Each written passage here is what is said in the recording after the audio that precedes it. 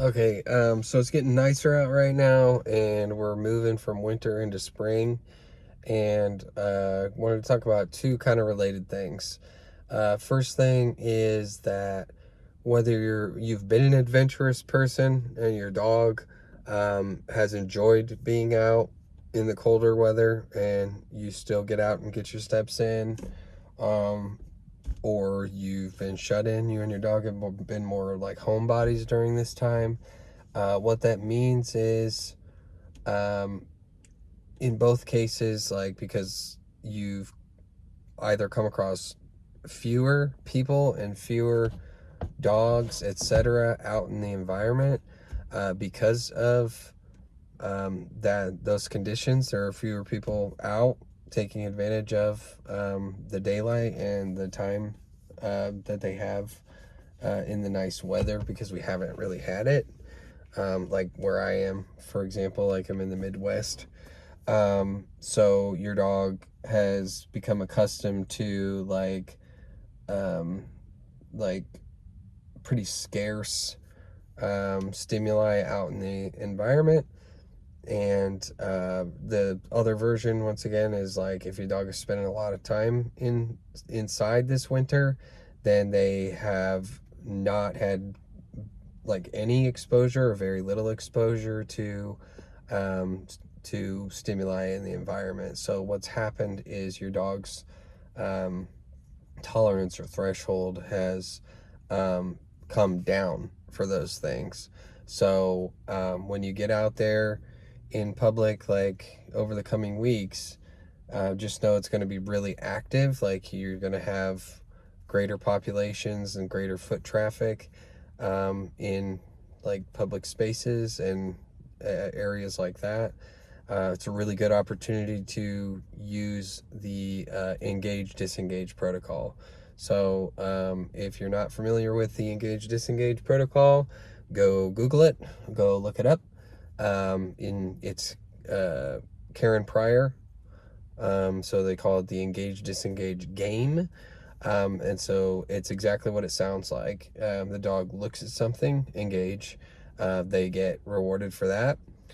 They disengage, so they look away from that thing, and then they get rewarded for that. So that is my like bread and butter protocol for dogs that are sensitive to stimuli in the environment. So that is my scripture for stimuli sensitive dogs. So this is like a good opportunity to hit the ground running with that and turn over a new leaf. Use your engage disengage protocol out in the world, and make sure you work at like distances from triggers and stimuli that is feasible for you and your dog to succeed. And keep in mind what, like, if you follow this channel, if you're one of the like 2 people that follow this channel, then you've heard me talk about utilizing your dog's kibble as food reinforcers, and possibly putting your dog's kibble in a food processor to create even smaller pieces, because you're going to need to do a lot of conditioning if your dog is reactive, or your dog hyperfixates, if your dog is sensitive to stimuli out in the environment. So that's the first thing. Second thing is it's the season of the goose right now. So the geese are going to be setting up shop in your local neighborhood, around the ponds and like wherever they can, because we have like a problem here locally where the construction is driving wildlife into areas where they normally wouldn't be. And so they're going to be setting up shop wherever they can.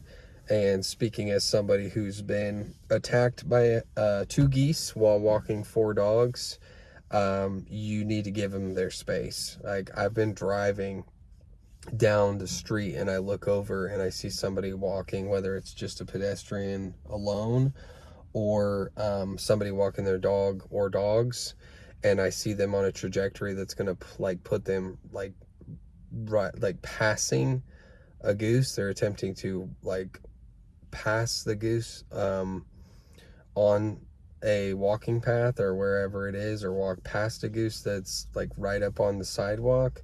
Don't do it.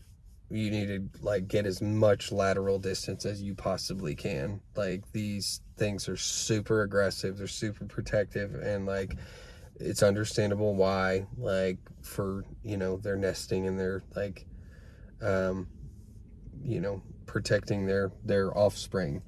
So yeah, going through that, like, I'm really lucky I didn't lose somebody's dog. Like, I didn't lose a client's dog. And so that's the best piece of advice I can offer you, is just like, give them a wide berth, stay out of their way, and don't underestimate them, because I was all the way on the other side of the street, and they still came after me. So I thought I had covered my bases. So anyway, thanks for watching if you made it through that.